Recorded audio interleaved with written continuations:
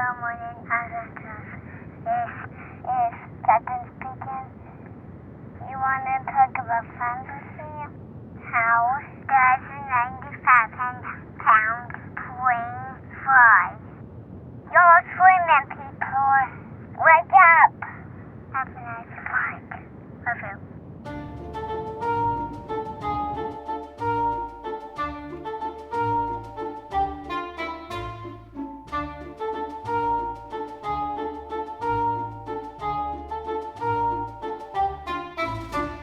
Hello and welcome to Piloting the Pilots, a podcast where two ambivalent TV viewers watch television pilots and let you know which shows soar to the highest heights of the small screen or crash and burn. My name is Erin. With me, as always, is my squalor, Cameron. How are you doing today, honey? I am inferni. I don't know. I don't know. That didn't make any sense. No, it didn't. You know what? We've been off for a week. We're going to take a little bit of time to get back into the swing of this. Are we, or are you just being a loser? I'm just a loser. I hope everybody's been doing well. We got our second vaccine. Yes, we did. Which is why we missed last week. Yes. Because I was down and out. We were down. Not to scare anyone of the second shot, though. I think, based on my own polling of people I know, okay, and internationally, okay, if you have bad allergies, then more than likely this shot's going to affect you pretty badly. Yeah. And I have really bad allergies. You were affected worse than I was. Yeah. But yeah, so it just felt better to just kind of take a week off. Yeah. Recover. Mm-hmm. Change the TV show that we were going to do. Yeah. If you follow us on Twitter, you would have known that. If not, then... Well, you're out of luck. Maybe you should follow us on Twitter. An account we rarely use. I rarely use it. But if you we give kind of updates there. So if you do want to know if we make a little change onto the schedule, we can let you know there. Okay, cool. So so what did we end up watching then? We watched Shadow and Bone. Shadow and Bone, you based say? on the book series from Leigh Bardugo. Yes. Which was really cool because I kind of know the author. Right. And the artist of the original covers for her books. That's very cool. So that was fun. That's very cool. Like, I didn't put two and two together until you saw it. Until I saw the name Leigh Bardugo pop up, and I go, oh, right, Shadow and Bone. That's how I know this. Right, okay. Right, cool. Gotcha. So you're kind of famous then? No, not me. Okay. No.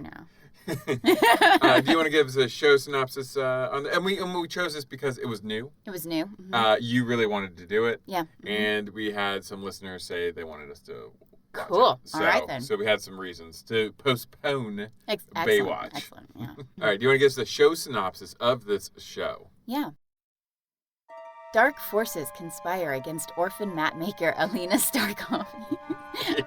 How would you like to be called an orphan mapmaker? everything I do from now on to start with That's horrible. When she unleashes an extraordinary power that could change the fate of her war-torn world. As if you didn't know she was the Sun Summoner. Oh, right. Oh, gosh. I mean, come on. Oh, come on. Who didn't know she was the Sun Summoner? Wait. They're talking about this mythical creature. You're only following one girl. Who else is it going to be? What's also funny about that is her being an orphan really doesn't come too much into play. No. In it. It's more about her. Well, I think it's because maybe her dad or her mom ends up being like the evil sorcerer who put the I'm sure fold it is. there in the first place. I'm sure it is. I'm not trying to criticize anyone, okay. but this isn't it's not stretching too far beyond what you could probably, I'm going to couch what I was about to say. But anyway, why don't you give us the episode synopsis before we really get into anything? Okay, the episode is called A Searing Burst of Light, hence the Sun Summoner. Unwilling to be separated from Mal, Alina hatches a plan to join him on a perilous expedition through the fold. Kaz chases a lead on a lucrative job. Awesome. This show stars, and my spell check hated the character names in this show. It was very frustrating. It stars Jessie May Lee as Alina Starkov. Mm-hmm. She was in Last Night in Soho and All About Eve, the stage production. Nice. Which I didn't know they did, but I wouldn't mind watching. Archie Renault as Malden Orestev. Mm-hmm. He's going to be in the upcoming Morbius movie with Jared Leto. Okay. And Voyagers. Mm. We have Freddie Carter as Katz Brecker. He's from Pennyworth. Yeah, he looks like somebody from Pennyworth. Yeah. And Wonder Woman, I guess the first Wonder Woman. Okay. We have Anita Suman as Inej Gaffa. She was in Doctor Who and Ackley Bridge. We have Kit Young as Jesper Fahey. He was in The School of Good and Evil, which I think is actually upcoming. Okay. And he was in a stage production of A Midsummer Night's Dream. Mm-hmm. And then we have Ben Barnes as General Kurgan. And he was in both The Chronicles of Narnia, Prince Caspian, and The Dawn Treader. Interesting. It is interesting. So I have something to say. I didn't even realize that he was in that when I thought something later. Okay. This was released April 23rd, 2021. Mm-hmm. The number one song was Leave the Door Open by Silk Sonic. Okay. And the number one movie was Gojira versus King Kong. So what was your prediction for this well, my expectation. Episode of television? Yeah, expectations. Okay. A YA woman discovers she has secret powers and is being hunted. She will meet a cute little thing, and the story will end up being Twilight. Did you write little? Yeah. With L-I-L? Yeah. Good. Yeah, okay, perfect. With an apostrophe. Yeah. But she will learn the real monsters are men. Oh, okay. Mm-hmm. Okay. Mm-hmm. I had 0 predictions. Okay. I said, and I was completely wrong. I said, based on the Netflix cover art, this is a show about a group of young people looking for that wave Patrick Swayze surfs at the end of Point Break. It's not even a wave. No, it's not even. It's great. Also, General Kurgan is totes evil. Yeah. First, he's a general. Second, he's got too many hard consonants in his name. Nailed it. I really kind of want to talk about this show. Okay. But I also think that maybe we should talk about some other things. Yes, of course. Mm-hmm. Well, this was a magical show, so you know what that means. Oh, wait a second. You're going right into spells. Let's talk about the Bad Batch real quick. Oh, yeah. We can talk about the Bad Batch really quick. Yeah. Okay, so clones are like my second favorite character. All of them. Yeah. I use them as one, which they would hate to be called as. Right. But yeah. The clones are my second favorite character, so I was really excited to watch The Bad Batch, and I loved it. And I love the fact that they have a transgender Jedi clone now. Yeah. I think that's really cool. Or at least we think that clone that's definitely will be what a it is. Jedi. Those Kaminoans are mad scientists. Yeah. Of course they're trying to put Jedi powers in a clone. Exactly. Why wouldn't they? Yeah. I know. I enjoyed The Bad Batch a lot. We've actually gone back. We halted our Alias watch through. Yes, we did. Season 3 is not good, guys. No, it's not. It's hard to watch. It's very hard to watch. It's hard to watch. We've learned Michael Vartan is an ass. Is an asshole. Oh my God. Everyone, we've been saying for years Sydney Bristow is the worst spy. They're all the worst. They're all the worst. Out of the worst, she is the best. She's the best of the worst. It's not saying much. The show is called Alias, yet everyone's always giving their real names everywhere they go. Always. We find out her father, who's supposed to be like the quintessential spy, has contacts where he's like, have you seen pictures of my kid, Sydney Bristow? So we took a break. Yeah. We watched The Bad Batch. Right. And after that, we were like, oh, we want to watch Rebels again. Yeah. And Rebels is very good. Mm-hmm. It really picks up after season 2, though. Yeah. Given the nature of this podcast, I understand that's a kind of fraught suggestion. Yeah. However, The Bad Batch picks up immediately, so I was impressed with that. Yeah, because we were saying that the Dave Filoni universe of shows, and I include even The Mandalorian in that. Yeah. They never start off really strong. Exactly. So it's the antithesis. But it of what always we do here. ends really strong. Yeah, really amazing. There's always that tearjerker episode that they've got. Like, I love Dave Filoni. I'm never gonna bash that guy. No. Well, you know what it reminds me of? I read Because of Winn-Dixie recently. Okay. Sorry. I was actually speaking to my son's teacher about it the other day, and I said I had read it, and they're like, oh, it's so good. And I'm like, it really is. And it's a weird book because when you read it, it feels like nothing much is happening. Right. Like nothing is happening. Like it's just living in town. But by the end of it, it affects you. You're like, oh my God, this is really good. And you don't even know why. It's just written so simply and takes you from one place to the other that by the end of it, you're like, oh, that was way better than I even thought it was while I was reading it. So I feel like his shows kind of do the same thing. Right. They're kind of like, why am I even watching this? And then by the time you get to the end, you're like, oh, okay, this is this hits hard. So I have high hopes for The Bad Batch.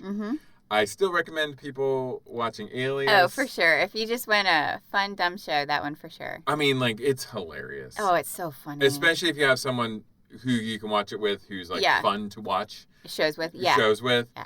I definitely recommend Alias. Yeah. But just know season 3 is not good. Oh, my God. Not good. In fact, they just go, what irritates me the most about season 3 is they don't even follow the same, like, character drives. Yes. Right, yeah. Like, Michael Vartan moves on from Sydney Bristow within 9 months of her supposed death. Yeah, okay. 9 months later, he's fully married. That's a bit of a spoiler alert. 9 months! It's a bit of a spoiler alert for the end of season 2, but okay. Oh my God. Just 9 months? Yeah. He's already moved on and, like I said, married.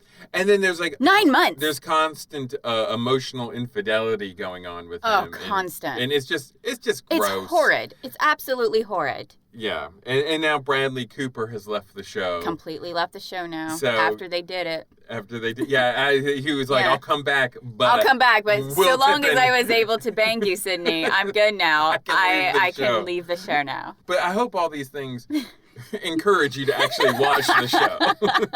Want to have? All right, let's go into some spells. It's a kind of magic. Mm-hmm. Okay, so since we're doing a magical show, and I realized afterwards I should have done some like facts on like cartography or something. But yeah, you should have. But I didn't know. Who knew she was a map maker? Well, I guess I did because I got the synopsis. But like I didn't know. I didn't really know what the show was about, so I didn't know. Okay. I just knew it was magic-y. So I thought it was time to get for some more real magic, and I wanted to give spellsofmagic.com a little bit of a break. Okay. So, I found another article by Sci-Fi Wire, which included links to actual spells, which brought me back to spellsofmagic.com. Nice. They're like the only legit site. No, I actually did find some other ones. Okay. But yeah, it was just funny because I'm like, okay, I'm going to go with here. What's this link go to? Right to spellsofmagic.com. I'm like, okay. The first one is from spellsofmagic.com. Okay. And it is the spell to make dragonflies appear to you. Why do I want to attract dragonflies? That's a great question. Okay. We're going to go into that. Okay. So essentially what you need is you get a bunch of sticks.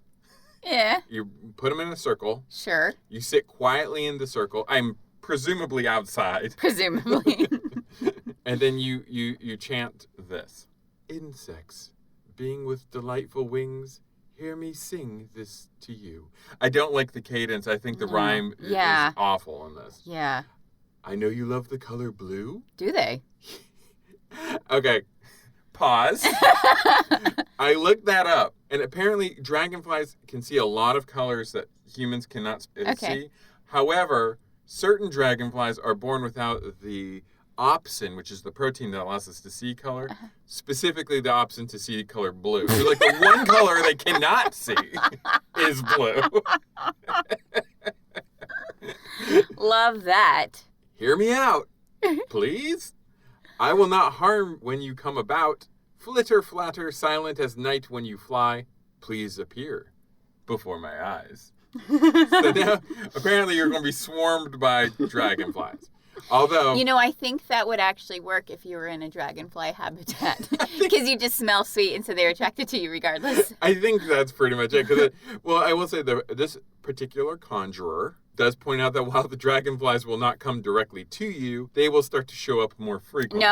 No, that's a bad spell then. I wanted them to come to me, so I have my army of dragonflies. At which point you may ask a boon of the dragonflies. But I'm not really sure what a dragonfly is able to give you. Maybe they can be annoying to people. They just buzz around, buzz. So if you had an army, a swarm of dragonflies, what would you ask of them? To eat our neighbor. The ones that we tried to freak out, give heart attacks on Halloween stuff. Yeah, they're the worst. Okay, this is actually not from spellsofmagic.com. Okay. This is from Usenet back in the 90s. Oh, God. And it is honey to bring kindness. Well, honey's good in everything. Apparently. You can make sweet rolls with honey. You can put honey in tea. And you know what? If you're bringing somebody a sweet roll and tea with honey in it, yeah, you've brought the kindness. You don't need a spell. You brought the kindness. You brought the kindness. You don't need a spell for that. Well, this particular person says all products connected with bees have magical powers. Sure. And dragonflies, apparently. Sure, whatever. Beeswax, honey, pollen. I love beeswax. Royal jelly. Uh-huh. And I don't know what that were. Propolis? Propolis? I don't know what this is. I don't know. I guess I should have looked that up. It is believed that any bee product can hold and deliver a magical message or prayer. Oh, okay. Okay? So what you need is a small, clean jar, such as a baby food jar. Yeah, okay. Honey, enough to fill the small jar. Uh-huh.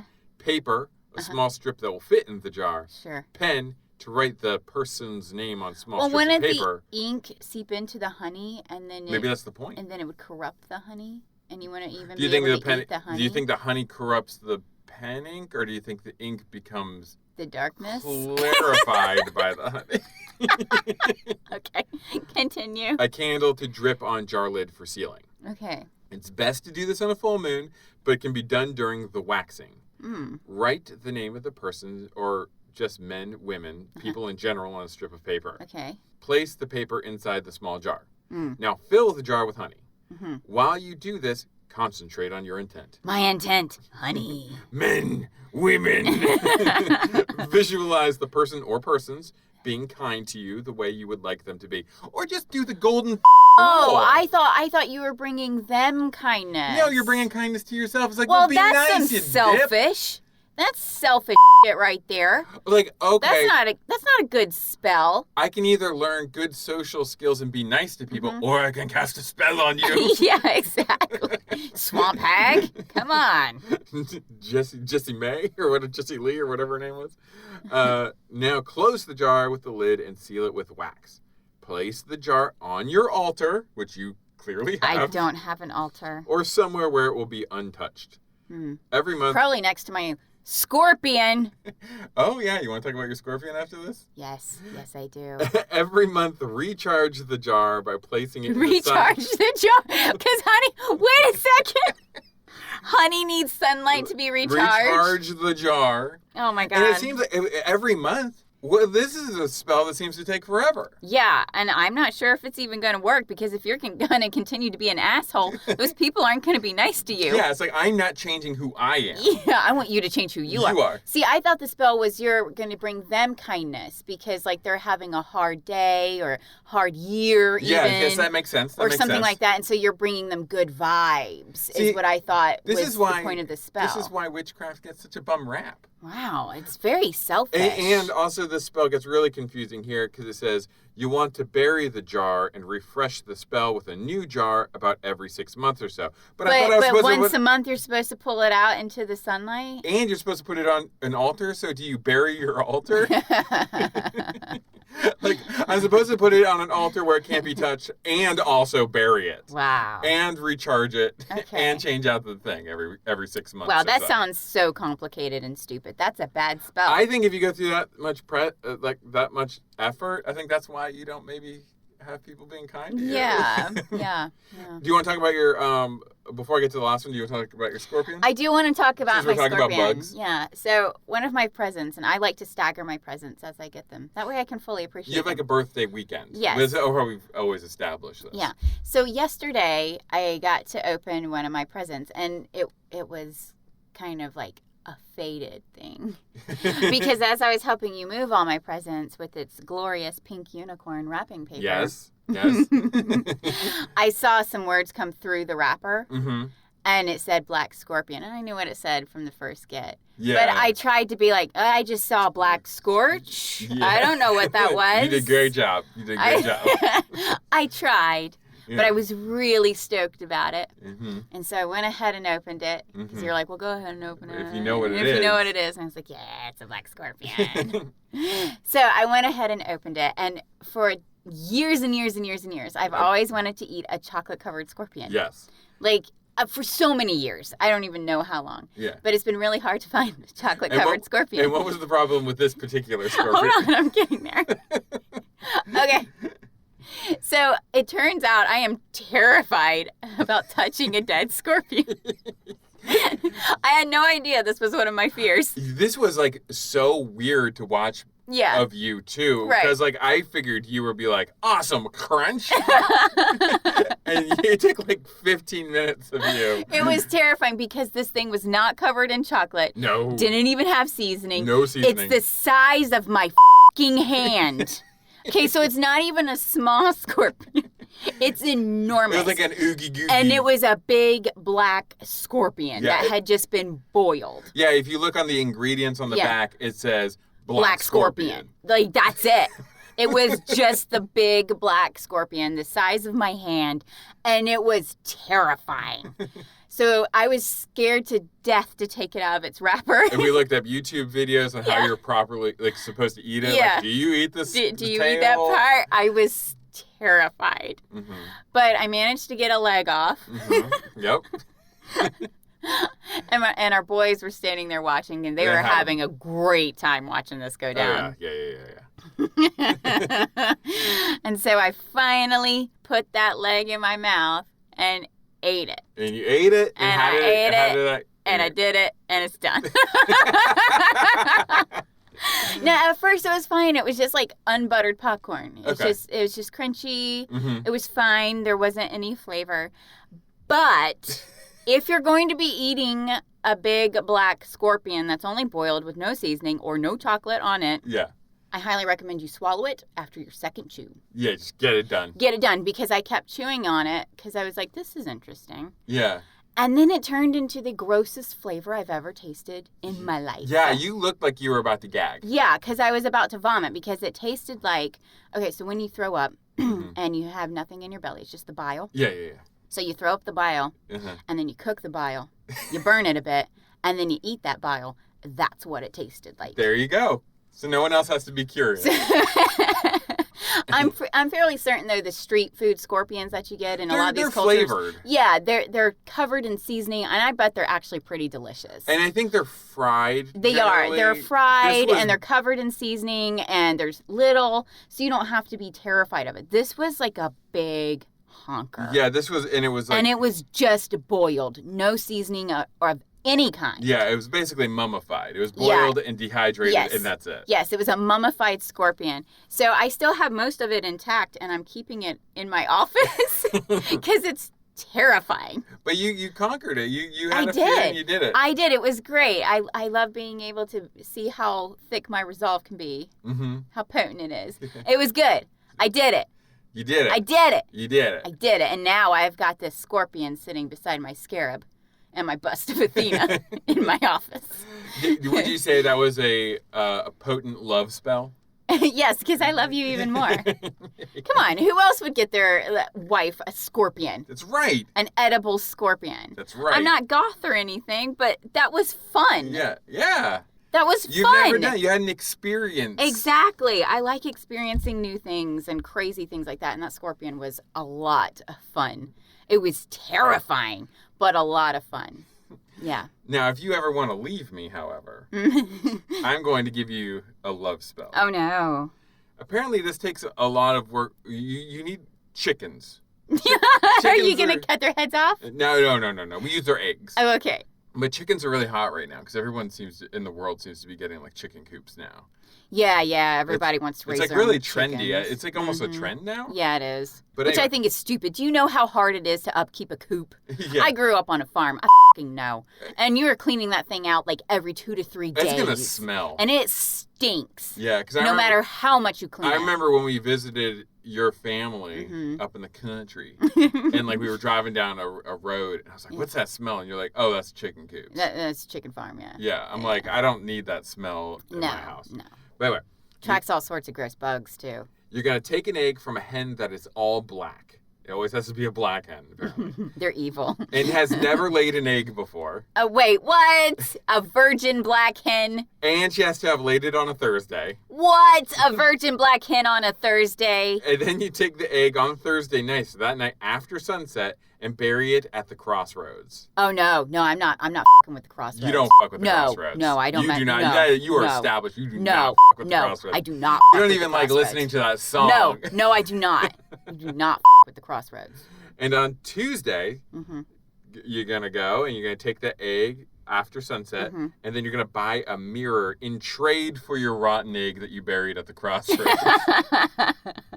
And then you're going to bury the mirror at the same crossroads after sunset. Well, what do you do with the rotten egg that you've got? You traded it for the mirror. You say, you go to a shop. You go to Yeah, Home nobody's going to... Okay, you don't Here's go into my Home buried Depot egg. or Target and like, here's my gross rotted egg from a black hen on a Thursday. She was a virgin. Can I have my mirror? I buried it for 5 days. I buried it for 5 days. I need a mirror now in exchange. And they're like, of course, you're doing a love spell here. So you take your new mirror. Okay. They take their rotten egg. Yeah, as they do. You can always barter anything at stores like Target and stuff. And then you go after sunset in Frau Venus's Namen, in the name of Lady Venus, and say, oh boy, here we go. It looks German. Alhi begrab ich Dyson Spiegel in der Liebe, die Frau Venus zu dem Tannhauser hat. Oh God, it was translated. Here I bury this mirror in the love that Lady Venus has for Tannenhauser. Who's Tannhauser? I don't know. I've never heard that story. And let it lie there for 3 days. So now we're Tuesday. So wait, we're on 8 days later. All right, so we're on Friday, right? Tuesday, Wednesday, Thursday, Friday. So we're now on Friday. Okay. And take it out, and whoever looks into it will love you. But you're the one taking But it out. I'm taking it out. So you're going to love yourself? Oh, I think you go, ha ha! And you like, like Perseus with Medusa. That's how you treat a lover. You treat her like Medusa. Yeah. Again, this seems like it takes a lot of work. Whereas you could just be nice to people. Yeah. I know. All these spells are like, here's how to get people to like you. And it's like, well, just be nice. Now I smell like rotten eggs. And I'm like flinging mirrors at people. And Target looks at me weird every time I come in the store. I came in with my ratty clumped hair and was like, you got a mirror? I got trading it for the rotted egg. It's from a virgin hen. Maybe that's why you have no friends. I don't know. It could be a reason. Take a shower, cut your nails. I've decided. Get some interests. I've decided the older I get, the more I'm going to be like a swamp hag. Oh, yeah. It's like the only way you'll be able to recognize me is by my red nails, because that's the only thing I'm going to keep. It'd be a fun career goal for you. Yeah, that's what I want to do is be a swamp hag. Yeah. And I'm going to go into Target now, and I'm going to exchange rotted eggs for mirrors. Just like don't say anything. Just like take the employee's hand and kind of shove it in there. So gross. And then just nod knowingly. Oh my God, these people are crazy. But you can actually use eggs for curses too. Also has to come from a black hen. That damn black hen. Some involve sucking out the innards. Gross. Then you write a person's name on a piece of paper, and you throw the egg into a river. I think over your left shoulder. Okay. If the egg floats downriver, this symbolizes a couple drifting apart. So basically, I'm breaking people up. So if someone wanted us to divorce, this is how they would go about it. Okay. The other thing they can do is take a raw egg, and if we were walking down the street, they would come up behind us and smash the egg in between. Well, us. you know what? I probably would divorce you at that point. And you failed to keep that egg smasher from getting egg in my hair. And then they go, separate! I'm just seeing some crazy fucker come up, smash an egg, separate! And then you turn to them and you're like, yes, I love you now. Egg smasher. Let us be wed. On the second Tuesday. I really don't understand how they think this is going to work. I hand them a rotten egg. I know, it's so weird. Here's my mirror. It's you now. Oh my God. So, this is fucked up. Speaking of fucked up things, let's talk about Shadow and Bone.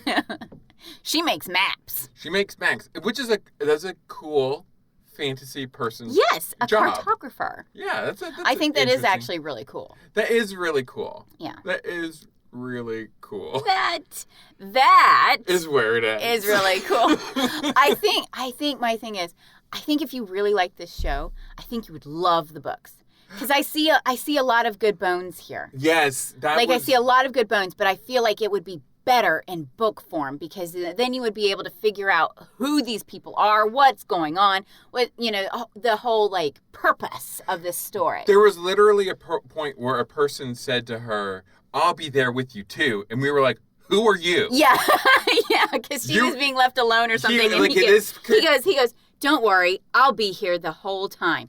Who the fuck are you? We had only seen this character once. He had one line when she was in the line at the mess hall. Yeah. And, like, he had said one thing, but he was not introduced by name at that point.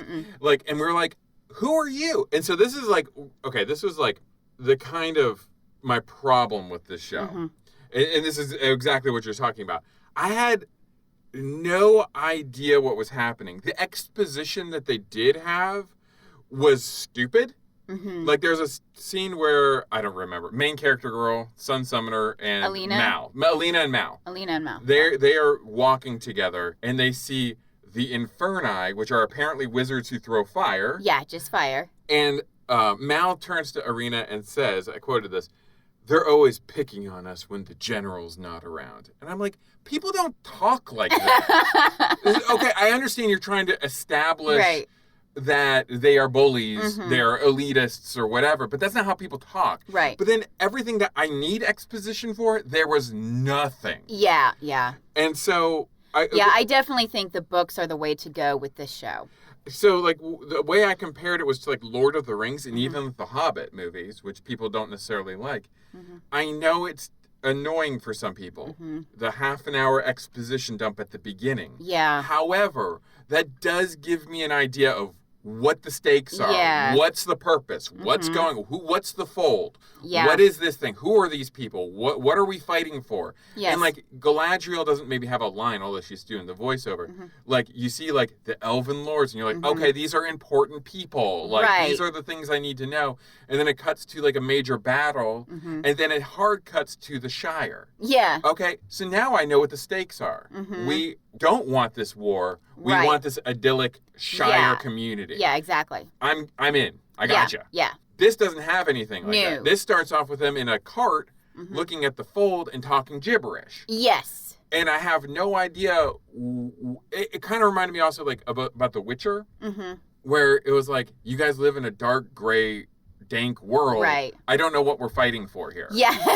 Like, you know, like there's no aspirational quality to the world. Like, oh, if we do this, then grass will grow again. Right.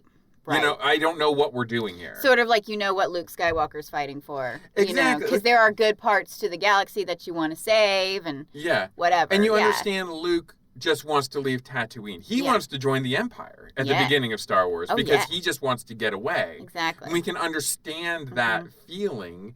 And I was saying even Narnia, which of course this guy turns out to be from the Chronicles of Narnia movies. Like even with that, we have Lucy goes into Narnia, she meets Mr. Tumnus, and he's able to tell us everything. Everything we need to know in a way that's not, they're always picking on us when the general's not around. Like he can say, you are a stranger to this world. This is what's happening. Yeah. We don't have like an in character like that. Yeah, that's true. Things would keep getting introduced, and I'm struggling to keep up. Yeah. Like while I'm still thinking about the Void, they're onto something else. You mean the Fold. The Fold. I keep calling it the Void. It should be called the Void. It should be. But since it's a map, she folds the map. I know that's why it's called the Fold. No, I don't know why it's called the Fold. Oh, I figured it was on the fold of a map. Okay, like, that's why I called it the Fold. I had no idea. Although, and the Fold is apparently this giant smoke thing that can be walked around. Yeah, you can easily go around it. And in fact, several times people have gone through it and come out the other side and they're just fine. They're just fine. And they're just fine. So I'm like, well, just follow the rules and you'll be fine. Yeah.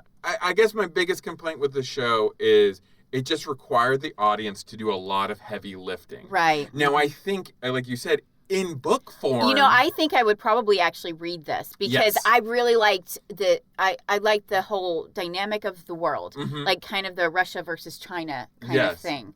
And I liked that whole dynamic. And I liked all of the characters being so diverse. You know, a show that has diverse characters just makes it so much more interesting. It makes the world so much larger. Yes. Because when it's just a bunch of white dudes walking around, it's like, well, that's boring. Yeah, exactly. You know, but when there's so many other types of people, it's like, oh, this is interesting. It makes Where the are they world coming seem from? larger. Exactly. Yeah. It makes the world more full. And don't worry, white guys, you're still the top of the food chain. There's still like 1,000 of you in this show. We got all of history. All of history. All of literature. You're safe. But yeah, and it isn't So don't get freaked out over a transgender clone. Get over yourself. Oh my God. And it is a fictionalized Russian world, although here is my problem with that. And I know, because I am actually querying people to get a book published, it is very hot right now to have... It's so hot right now. It's so hot right now. There, a lot of like agents are looking for specifically fantasy worlds set in a non-Eurocentric world. Mm-hmm. Okay. And they're also looking for a lot of like updated fairy tales. That's like the things that they really want right now.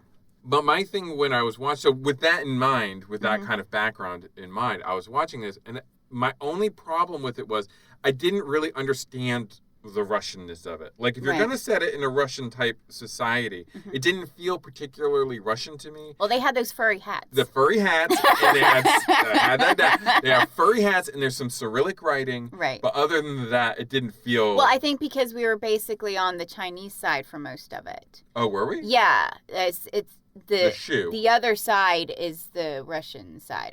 Wait, what side were we starting? We were on the Russian side. Were we starting on the Tibetan side?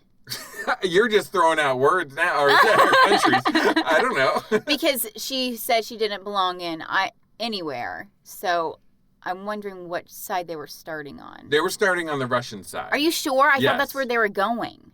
Oh, wait, yeah, because when we get to the other side... Yeah, it's on like Krasinski or something like that. Where are they then? Where are they? Where did they start? What is going on here? I don't remember. There was so much information coming at you without being exposition. Yeah. That I feel like the books would be excellent at setting all of this stuff up, and you would fully understand what's happening. Well, here's how absurd the show is.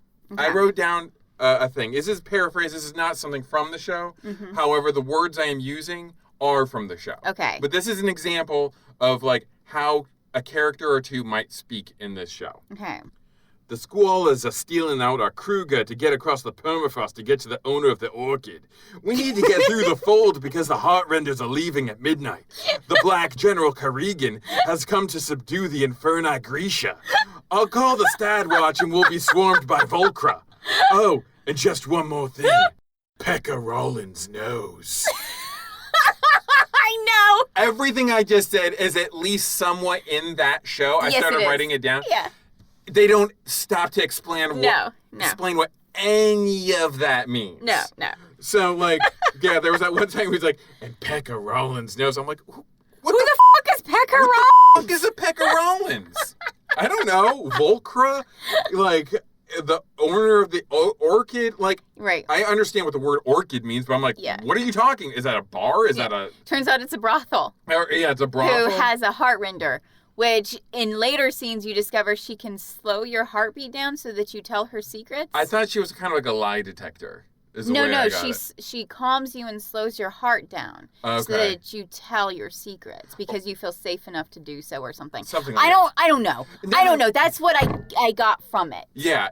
Well, and that's the thing. It's like, that's what I mean by it's requiring a lot of heavy lifting from you. Right. So you kind of get it as you go along, like you understand stuff. Mm-hmm. But it's like, I would have really liked a 10, 15-minute thing up at the top. Right. Explain to me what a Grisha is. Explain to me what Inferni are. Explain to me what Squallers are. Explain to me kind of the dynamics of the world I'm going into. Right. So that I'm not spending the whole show, like, some of the stuff that we have questions on may have been in the show. Right. There was points in the show I was like, I would ask you, like, what just happened? Because I was still thinking about the other thing I didn't understand. So I may have missed explanations. Yeah. Because I was so caught up trying to parse it all together. Right. You know what I mean? Mm-hmm. It's a thinking man's show. Well, and that's what's so frustrating about it, too. Because I was like, I feel like people would be like, you guys are being dumb for not getting it. Yeah. And I'm like, no, I think two things. This is an Inception. I shouldn't have to think that hard for this. Yeah. I should just be able to enjoy this new world. Yes. And be, hold my hand as I go through it, please. Please let me know, like, and again, like, if I'll go back to, like, The Hobbit, it spends the first 15 minutes of the first movie explaining Dale, explaining the dwarves, explaining the dragon. Yes. So we know what's going on. Exactly. We know what they want, why they want it, where we're going. Mm-hmm. I need that. If we're going to go in a high fantasy world, I need something to give me an idea of what we're doing here. Yeah, exactly. Because this is a completely brand new world. Yes. With characters and names that I don't know or recognize. Yes. Because they're not magicers, they're not wizards or sorcerers, they're Inferni. Or Grisha. They're Grisha, which are like witches. Sub-series, subdivided into Inferni, which are your fire, Squallers, which is wind. Wind, yeah. Okay, because I didn't realize that was air for a while. I was like, Squallers, that's like water. It took me a second when they said Squallers, and then they were getting on the boat, and I was like, oh, they create the wind. Right. That, but, like, pushes and the boat. There's a problem there. They only used one Squaller to propel this boat through. Shouldn't you have like 10 of them in your arsenal? Putting them in the most prominent place. For easy, like, killing of them. And then, like, there was another scene. So, basically, I mean, okay. Basic plot of the movie is Irina is half Shu, so she's kind of racisted against. Right. Within her own, where she was born. So even though she is... Nobody likes her because she's sort of a quote-unquote half-breed. Yes, she'd be like a half-breed. Yeah. And she has a best friend, possible lover one day. Yeah. Mal. And by the way, I'm sick of people calling their characters Mal for bad. Yeah. Like Malcolm. It's like, yeah, we get it. He's kind of a rogue.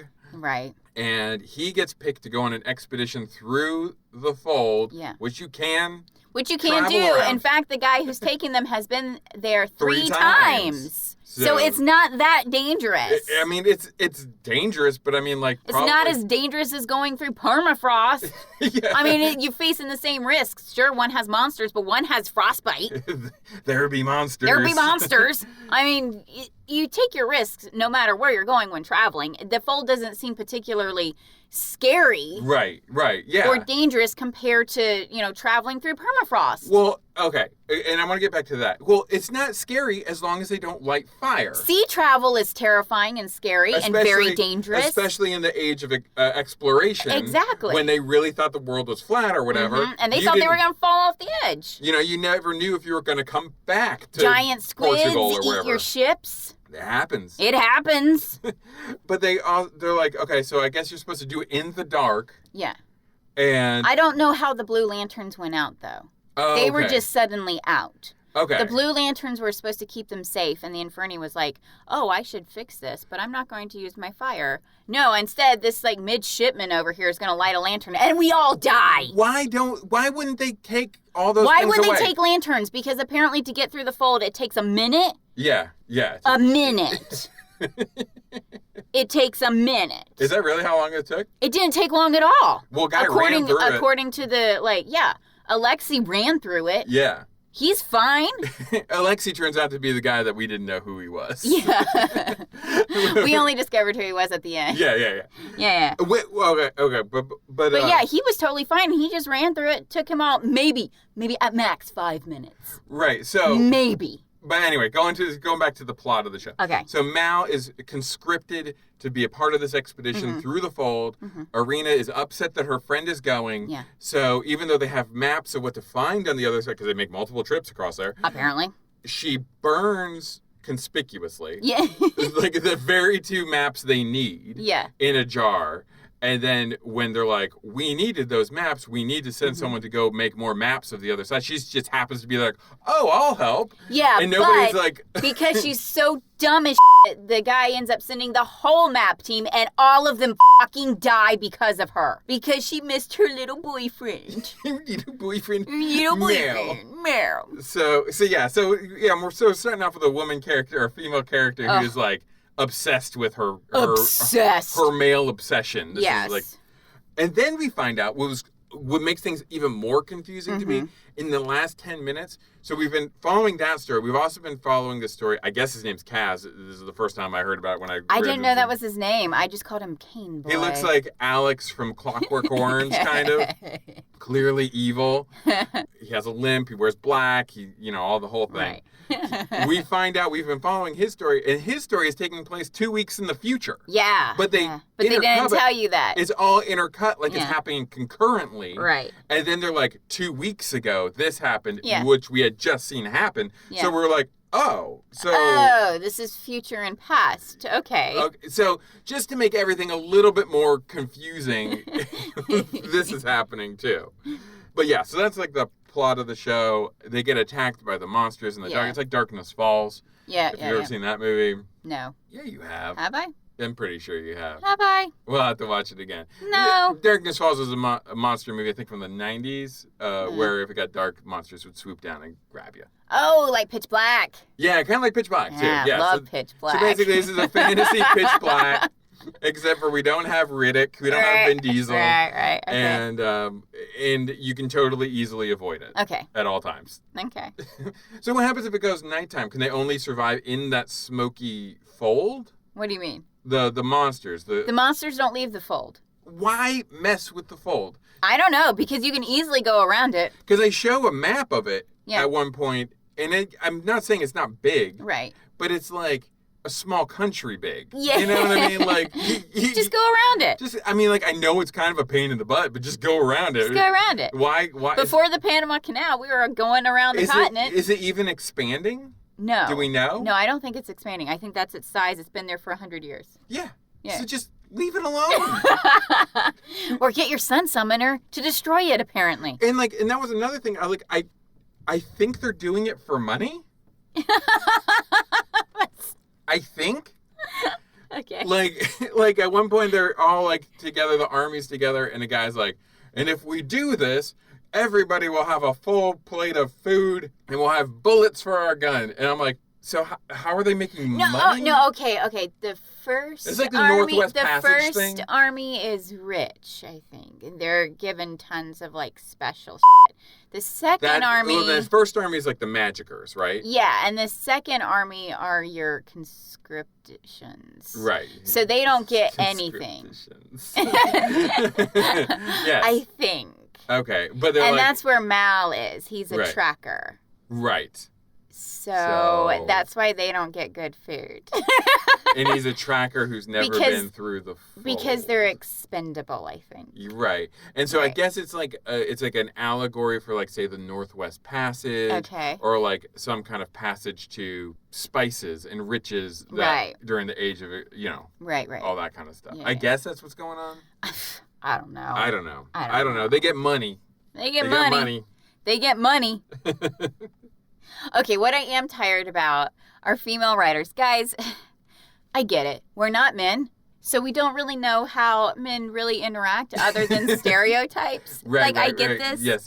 However, it is absurd that men are constantly jab punching each in fun. Yeah, oh my God. In these shows written by women. It's as bad as her tits were bouncing as she walked in the room. Yeah, it's like... It's just as bad as that. It's just, come on, this doesn't really happen. Just look at normal people, okay? Like, just go... If you're a writer, people watch. Right. The dudes aren't always, like, playing grab ass with each other at Target or whatever. Exactly. You know? That's what... In every show like this. But it's not... but also, it reminded me of Fever Lake, too. Fever Lake, they do that a lot. But wasn't it... What was the other show we were watching recently? They were doing that too. It was just crazy. They were just like always touching each other. Oh, the dudes were like all hanging off each other. Yeah, it was I'm like, weird. I'm like, what are you doing? Just it was weird. Please don't touch me. I don't want people touching me. I don't want people playing around jabbing me. Exactly. Like, it's weird. I mean, have you ever seen people do that in real life? I don't think so. And I'm never thinking about how my nipples feel wearing a shirt. Right, yeah. You know? So I know not to write. You know not to write.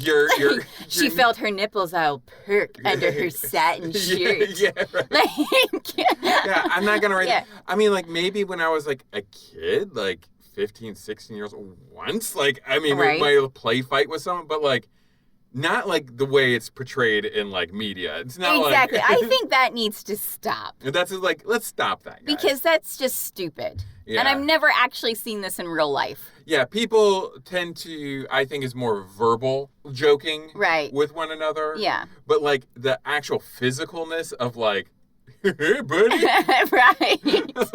Like that doesn't happen. Yeah, it was weird, right? Yeah, it's weird. Very weird. Okay. All right, we can move on from that. I'm just saying it's weird. Do you want to hear what other people had to say about Shadow and Bone? Yeah, okay. Okay, a little disclaimer up top. Okay. A lot of people were decrying it for its wokeness. What's woke about it? I don't know. I mean... So wait, you're woke if you're using different races in your show? Apparently. Oh, come on. That's some bullshit. That's not woke. That's just being normal. I mean, like, I don't know. Maybe it turns out, like, everybody is gay in episode 2. I don't know. It wasn't in episode 1. Wait, I think the 2 Russians weren't they a gay couple? Oh, if they were. I mean, like, it didn't... Whatever. Like, I don't know. Like, this is getting to be, like, a real problem, I feel like, on IMDb. And I think IMDb should, like...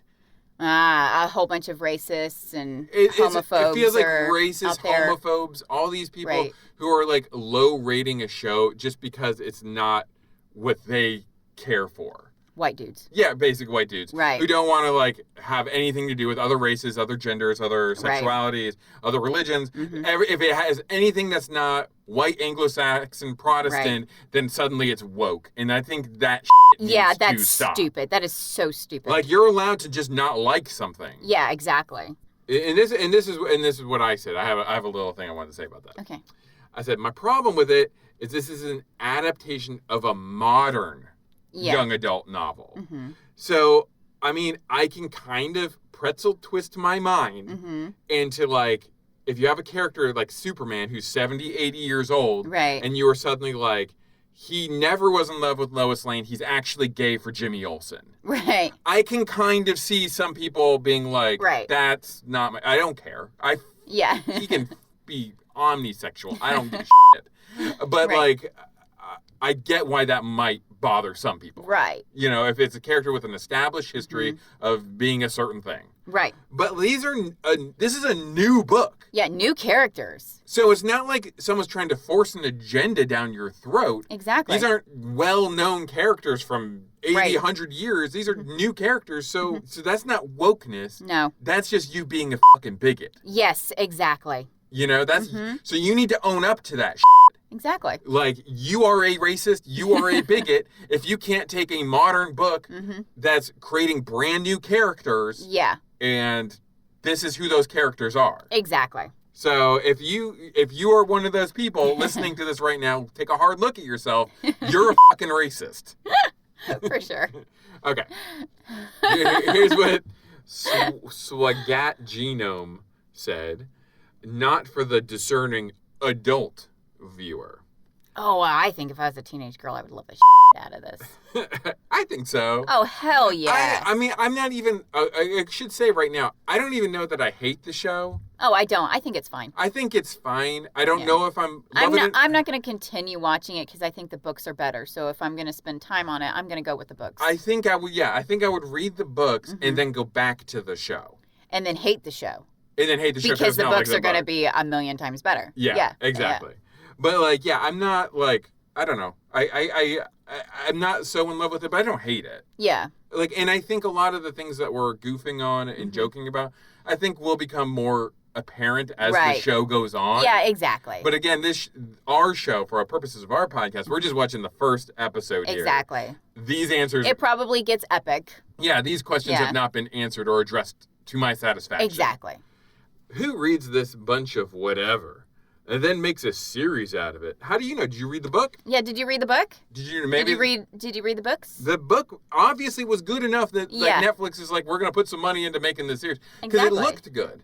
Yeah, that cover was bitchin'. I think a lot of I remember working with her on that, and I was like, this is awesome. Yeah. I'm sending this I was going to ask you about the fonts, how you felt about the fonts. You know I love the fonts. But yeah, I mean, like, I think actually it looked better than The Witcher in a lot of ways, in terms of the effects. Oh, yeah, for sure. Mm-hmm. An abomination of the fantasy genre. Oh, Jesus. Because there's no white dude to follow. Not every author is Tolkien, or even Rowling or Martin for that matter. But the show is flat. The writing is poor. It's like horribly written adolescent fantasy, isn't it? That's what it is.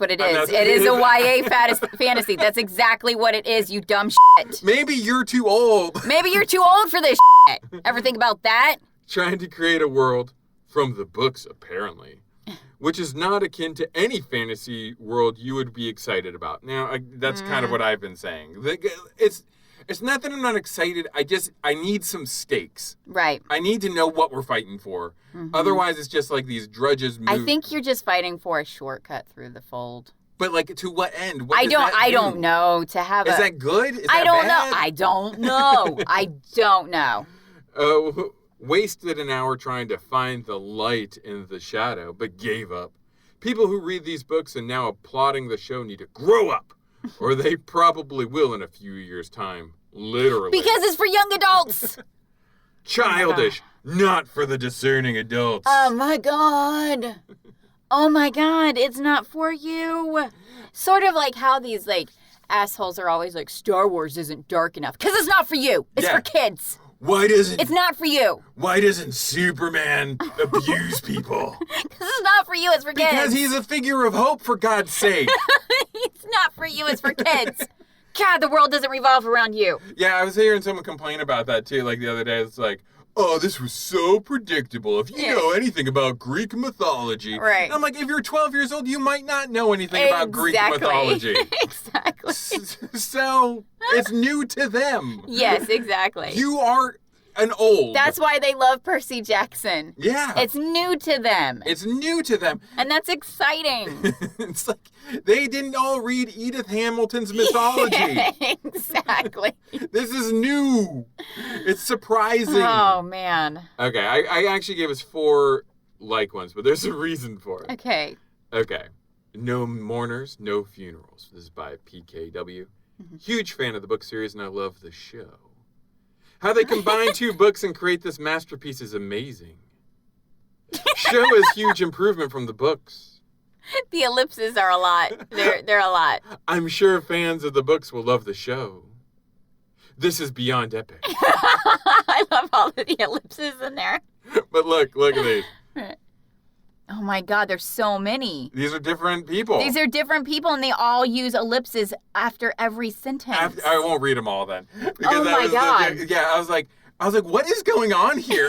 Why is everyone using an ellipsis? Pause and absorb the line I just wrote. There is more that you must fill in. Pause.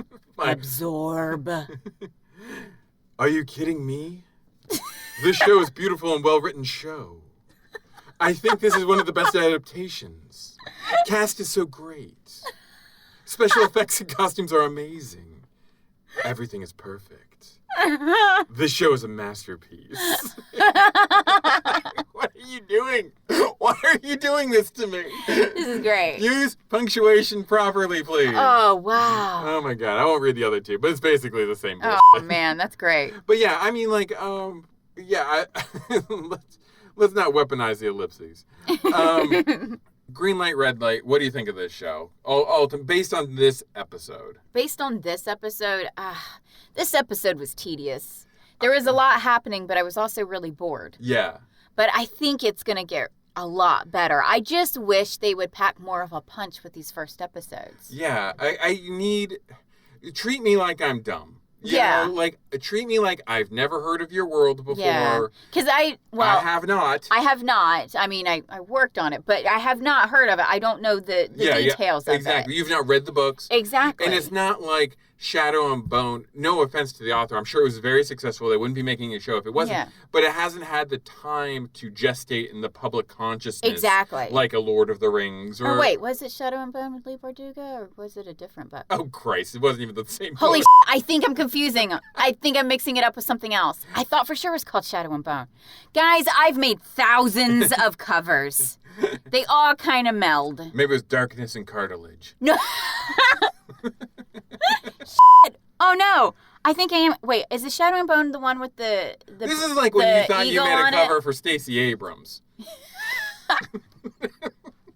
No, it was like, it has the Black Hawk on it, or the Black Eagle. I don't know. Or am I thinking of the metal one, where the fonts look like metal? Like fucking metal, right? No, the fonts look like metal and they're bleeding. I don't know. Ah! I don't know. The point is, I think it's the same book. Modern fantasy, I don't feel, has had the time. I think fantasy as a whole, you have a lot of stuff. you have a lot of stuff. Yeah. And a lot of that stuff is not good. Mm-hmm. And I think it takes a long time for fantasy to see what rises and what gets forgotten. Right. So you have stuff like Alice in Wonderland rises. Lord of the Rings, The Hobbit rises. Right. Chronicles of Narnia, Earthsea. Right. What was the other one? Dragon Riders of Pern, maybe. Like, these are things, but that's 5-6 books. Right. Series, whatever. Yeah. Not everything is a Harry Potter or even a Game of Thrones that kind of, but even Game of Thrones I think has been around for a while. Like, it's taken a while for it to kind of gain the traction. Right. And probably a lot of it is from the show rather than the books. Look at the cover for Shadow and Bone real quick. Okay. Okay. Gonna finish my thought. Yeah, that's a cool cover. But no, that's not the one I was thinking of. But you know the person. And Yeah. Okay. Yeah, but that's not the one I was thinking of. Right. Okay. Was it Stone and Blood?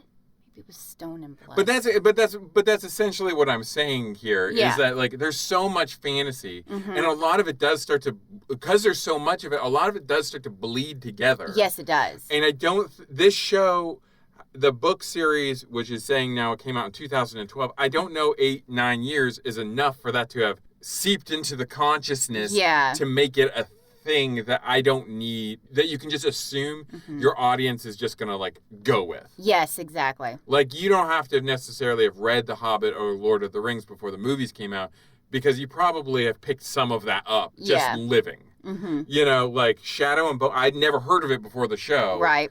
I'm assuming most people haven't heard of it before the show. So you got to kind of treat me with kid gloves. Right. Entering me into this world. However, you're Me. not the young adult girls that have read the book. Exactly. And that is the people who are the demographic for the book and for the show. Yes, exactly. So you're not a young adult girl. And that's fine.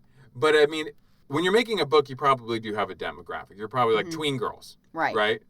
And you're making the book for the tween girls who are now, if this came out in 2012, are now 20s or in their 20s. So, yeah, these 20-year-old people probably know this book, remember it fondly from when they were a kid. But, I just don't... But if you're just limiting it to that audience who read it when they were 12, then you're limiting the audience for your show. No, I'm calling bullshit on that. Okay, bullshit. Why do you say that? Because Twilight's not meant for people who aren't young adult girls. Okay. Is that marketed toward boys, and why does it have to be? No, okay. No. Okay, fair enough. But there's still, this point still stands that the story... I don't see why they have to make it marketed to everybody when it was originally written for young adult girls. Okay, that's fair enough. Yeah. I agree with you on there. I don't know. I just still feel like the storytelling keeps people out unless they're familiar with the source material. Probably.